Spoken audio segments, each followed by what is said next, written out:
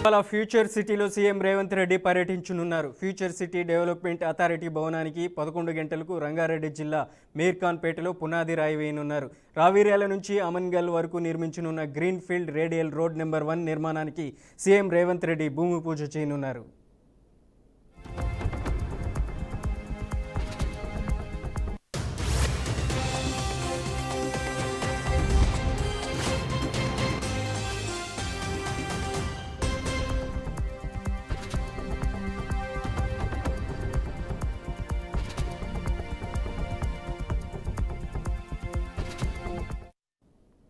ఇవాళ ఫ్యూచర్ సిటీలో సీఎం రేవంత్ రెడ్డి పర్యటించనున్నారు. ఫ్యూచర్ సిటీ డెవలప్మెంట్ అథారిటీ భవనానికి 11 గంటలకు రంగారెడ్డి జిల్లా మీర్ఖాన్పేటలో పునాది రాయి వేయనున్నారు.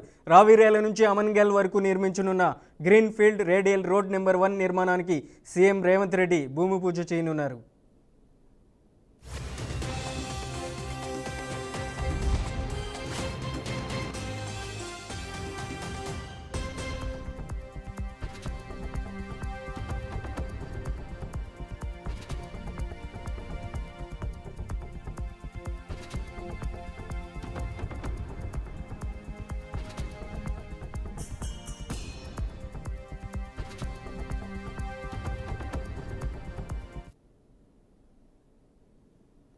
ఢిల్లీలో ఓ ప్రముఖ ఆశ్రమానికి చెందిన బాబాపై లైంగిక వేధింపుల ఆరోపణలు తీవ్ర కలకలం సృష్టించింది. ఈ కేసులో తాజాగా కీలక పరిణామం చోటు చేసుకుంది. స్వామి చైతన్యానంద సరస్వతిని పోలీసులు అరెస్ట్ చేశారు. లైంగిక వేధింపుల ఆరోపణలు ఎదుర్కొంటున్న ఢిల్లీ బాబా లీలలు ఒక్కొక్కటి బయటకు వస్తున్నాయి. వివిధ పేర్లు వివరాలతో బ్యాంక్ అకౌంట్లు ఉన్నట్లు తేలింది. అయితే ఎఫ్ఐఆర్ నమోదు తర్వాత 50 లక్షల రూపాయలకు పైగా నగదు విత్డ్రా చేసుకున్నట్లు దర్యాప్తు అధికారులు గుర్తించారు. మరోవైపు మోసం, ఫోర్జరీ, నేరపూరిత కుట్ర ఆరోపణలు ఎదుర్కొంటున్న ఆయన ముందస్తు బెయిల్కు దరఖాస్తు చేసుకోగా ఢిల్లీ కోర్టు దాన్ని కొట్టివేసింది. వసంత్ కుంజ్ ప్రాంతంలో ఈ Sharada institute of Indian management కళాశాల నిర్వహణ కమిటీలో సభ్యుడిగా ఉన్న స్వామి చైతన్యానంద సరస్వతి తమను లైంగికంగా వేధించాడని ఆ కాలేజీలోని 17 మంది విద్యార్థులను ఇటీవల పోలీసులకు ఫిర్యాదు చేయడం సంచలనం రేపింది. అసభ్య పదజాలంతో దూషించాడని, అభ్యంతరకర సందేశాలు పంపేవాడని, విదేశీ పర్యటనల పేరుతో మభ్యపెట్టేవాడని ఆరోపించారు. విచారణ సమయంలో 32 మంది విద్యార్థులను వాగ్మూలాలు ఇవ్వగా అందులో 17 మంది బాబాపై లైంగిక వేధింపుల ఆరోపణలు చేశారు. వీటి ఆధారంగా బాబాపై ఎఫ్ఐఆర్ నమోదు చేసిన పోలీసులు దర్యాప్తు ముమ్మరం చేశారు.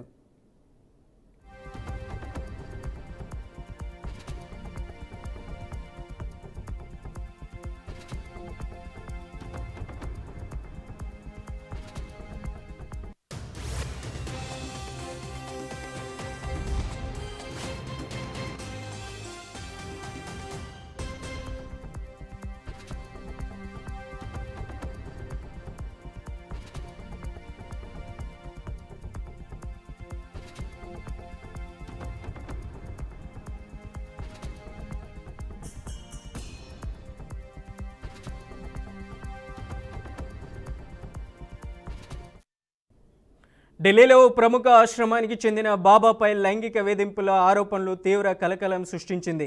ఈ కేసులో తాజాగా కీలక పరిణామం చోటు చేసుకుంది. స్వామి చైతన్యానంద సరస్వతిని పోలీసులు అరెస్ట్ చేశారు.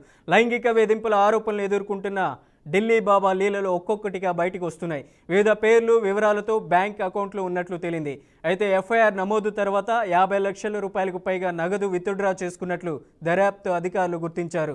మరోవైపు మోసం, ఫోర్జరీ, నేరపూరిత కుట్ర ఆరోపణలు ఎదుర్కొంటున్న ఆయన ముందస్తు బెయిల్కు దరఖాస్తు చేసుకోగా ఢిల్లీ కోర్టు దాన్ని కొట్టివేసింది. వసంత్ కుంజ్ ప్రాంతంలో Shri Sharada institute of Indian management కళాశాల నిర్వహణ కమిటీలో సభ్యుడిగా ఉన్న స్వామి చైతన్యానంద సరస్వతి తమను లైంగికంగా వేధించాడని ఆ కాలేజీలోని 17 మంది విద్యార్థులను ఇటీవల పోలీసులకు ఫిర్యాదు చేయడం సంచలనం రేపింది. అసభ్య పదజాలంతో దూషించాడని, అభ్యంతరకర సందేశాలు పంపేవాడని, విదేశీ పర్యటనల పేరుతో మభ్యపెట్టేవాడని ఆరోపించారు. విచారణ సమయంలో 32 మంది విద్యార్థులను వాగ్మూలాలు ఇవ్వగా అందులో 17 మంది బాబాపై లైంగిక వేధింపుల ఆరోపణలు చేశారు. వీటి ఆధారంగా బాబాపై ఎఫ్ఐఆర్ నమోదు చేసిన పోలీసులు దర్యాప్తు ముమ్మరం చేశారు.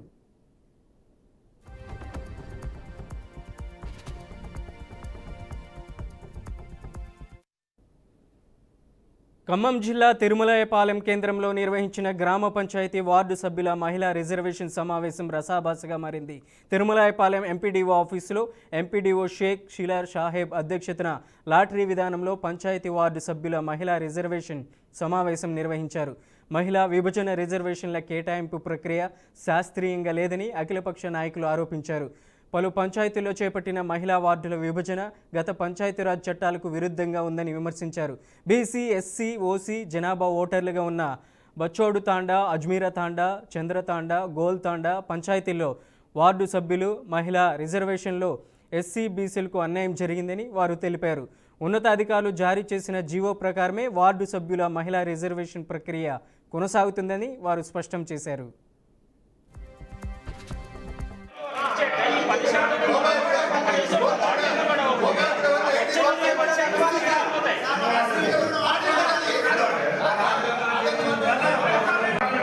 ఇంత చేసిన తర్వాత ఇదే చేయాల్సింది.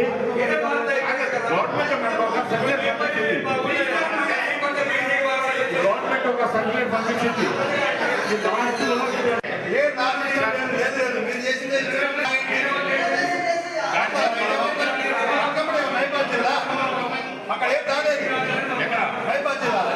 ఏం కనపడే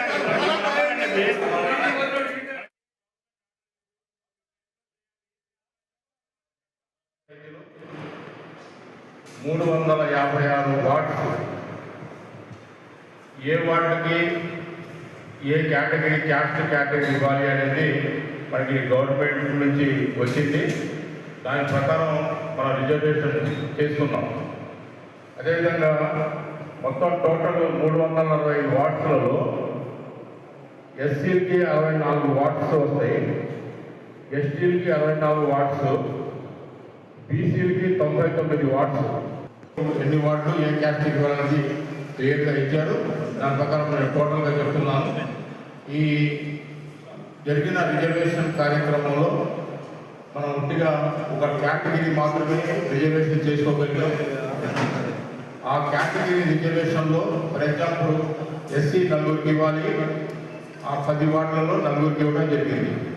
కానీ ఇప్పుడు ఆ ఎస్సీలలో ఉమెన్స్ ఎంతమంది ఇవ్వాలి, ఏ వార్డులకు వస్తారు వాళ్ళు అనేది మీ సమక్షంలో మొత్తం చేసుకుందాం. ఒక్కొక్క గ్రామ పంచాయతీ నుండి తిరుమలలో శ్రీవారి సాలకట్ల బ్రహ్మోత్సవాలు ఘనంగా జరుగుతున్నాయి. బ్రహ్మోత్సవాల్లో భాగంగా గరుడ సేవలో స్వామివారికి అలంకరించేందుకు తమిళనాడులోని శ్రీవల్లిపుత్తూరు నుండి గోదాదేవి మాలలు నిన్న తిరుమలకు చేరుకున్నాయి. ముందుగా ఈ మాలలను తిరుమలలోని శ్రీ బేడి ఆంజనేయ స్వామి ఆలయం వద్ద గల శ్రీ పెద్దజీయర్ మఠానికి తీసుకొచ్చారు. అక్కడ శ్రీ పెద్దజీయర్ స్వామి, శ్రీ చిన్నజీయర్ స్వామి ఆధ్వర్యంలో ప్రత్యేక పూజలు నిర్వహించారు. అనంతరం ఆడయ తిరుమాడ వీధుల గుండా మంగళ వాయిద్యాల నడుమ ఊరేగింపుగా మాలలను శ్రీవారి ఆలయంలోకి తీసుకెళ్లారు.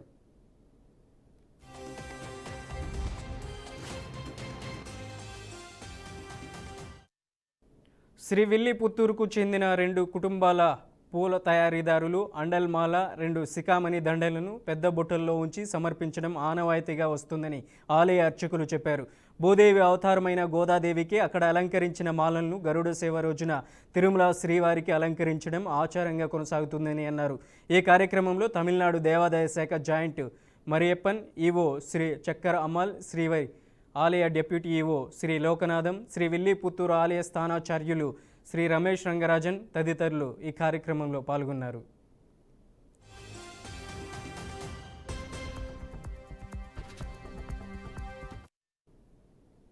ఇక ఇదే అంశానికి సంబంధించి మరింత సమాచారాన్ని అందించడానికి ఫోన్ లైన్లో మా ప్రతినిధి నాగకిషోర్ ఉన్నారు. నాగకిషోర్, తిరుమల శ్రీవారి బ్రహ్మోత్సవాలకు సంబంధించి అప్డేట్స్ ఏంటి? Manoj, thank you. ఈ సాలికట్ల బ్రహ్మోత్సవాలు అంగరంగ వైభవంగా జరుగుతున్నాయి. ఈ రోజు బ్రహ్మోత్సవాల్లో ప్రధానమైనటువంటి గరుడ సేవని ఈ రోజు ఈవినింగ్ నిర్వహించడానికి అన్ని రకాల ఏర్పాట్లు అటు టీటీడీ అధికారులు సిద్ధం చేస్తున్నారు. ఇక్కడికి వచ్చే భక్తులకు ఎటువంటి ఇబ్బందులు కూడా కలగకుండా వచ్చే భక్తులు స్వామివారి దర్శనం చేసుకునేలాగా కూడా ఏర్పాటు చేశారు. ఇక్కడ ప్రధానంగా చూస్తున్నట్లయితే గరుడ సేవకు సంబంధించి వల్లిపుత్తూరు దేవాలయం నుంచి కూడా స్వామివారికి సమర్పించడానికి గోదాదేవి మాలలు నిన్న సాయంత్రం ఆలయానికి చేరుకున్నాయి. ఈ మాలలు ఏవైతే ఉన్నాయో వీటిని ప్రధానంగా ఇక్కడ చిన్నజీఆర్ పెద్దజీఆర్ స్వామికి సంబంధించినటువంటి ఆశ్రమం ఏదైతే ఉందో అక్కడికి తీసుకువెళ్లి ప్రత్యేక పూజలు నిర్వహించి తర్వాత మేళ తాళాలతోటి తిరుమల ఆలయానికి తీసుకొచ్చారు. ఈ రోజు సాయంత్రం ఆ మాలల్ని గరుడ సేవలో వినియోగించనున్నారు. దీనితో పాటు తమిళనాడులో ప్రత్యేకంగా గొడుగులు కూడా ఈ రోజు నిన్న మధ్యాహ్నం సమయానికి తిరుమలకి చేరుకోనున్నాయి. ఆ గొడుగులను కూడా ఈ రోజు గరుడ సేవలో వినియోగించనున్నారు. మొత్తంగా గరుడ సేవ ఏదైతే ఉందో ఈ గరుడ సేవకి 5 లక్షల మందికి పైగా భక్తులు వస్తారని చెప్పి అంచనా వేస్తున్నారు. ఈ భక్తులను వచ్చేదానికి రద్దీకి అనుగుణంగా టీటీడీ కావచ్చు, అటు పోలీస్ యంత్రాంగం కావచ్చు, అన్ని రకాల ఏర్పాట్లు చేసింది. ఇటు పార్కింగ్ సదుపాయాలతో పాటు భక్తులకి ఉచిత మంచినీటి సదుపాయాలు, పాలు ఇచ్చే సదుపాయాలను కూడా కల్పించింది. దీంతో పాటు పోలీస్ యంత్రాంగం కూడా దగ్గరగా 4,000 నుంచి 5,000 మంది పోలీసులతోటి బందోబస్తు నిర్వహిస్తుంది. ట్రాఫిక్ వాళ్ళతోటి కూడా అవగాహన చేసుకొని ఎక్కడికక్కడ బారికేడ్లు ఏర్పాటు చేసేసి భక్తులకు ఇబ్బంది లేకుండా మొత్తం వాహనాలను కూడా ఎక్కడైతే కేటాయించారో ఆ పార్కింగ్ లో ఉంచే విధంగా కూడా ఏర్పాటు చేశారు. సాయంత్రం నిర్వహించే గరుడ సేవ ఏదైతే ఉందో ఈ గరుడ సేవను ఎక్కడా ఎటువంటి ఇబ్బందులు కూడా తలెత్తకుండా చేయాలి అని చెప్పి టీటీడీ అయితే భావిస్తుంది. సో అందులో భాగంగానే మొత్తం అంతా కూడా ఏర్పాట్లు ఇప్పటికే పూర్తి చేసింది. ఈ రోజు సాయంత్రం జరిగే గరుడ సేవకి ఇప్పటికే భక్తులంతతో ఉత్తర మాడా వీధులతో పాటు 4 మాడా వీధులు కూడా పూర్తిగా జన సంద్రోహమైంది చెప్పుకోవచ్చు. మొత్తం ఊరేగింపు చూడడం కోసం ఎక్కడి నుంచో భక్తులు తరలి వస్తున్నారు. వీళ్ళందరికీ కూడా ఇబ్బందులు లేకుండా ఏర్పాట్లు చేశామని చెప్పి టీటీడీ అధికారులు చెప్తా ఉన్నారు. Manoj, right, thank you for the update Nagakishore.